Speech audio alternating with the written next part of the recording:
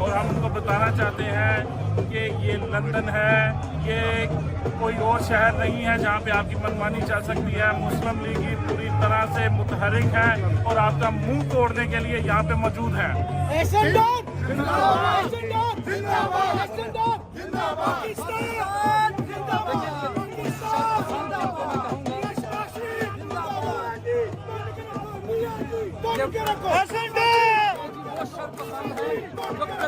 वतन है पाकिस्तान में मैन की हिफाजत का शर्फ पाकिस्तान को हासिल हुआ है और ये पाकिस्तान को शर्फ पाकिस्तान मुस्लिम लीग नवाज की क़यादत मियां मोहम्मद शहबाज शरीफ और सदर आसिम मनीर को हासिल हुआ है।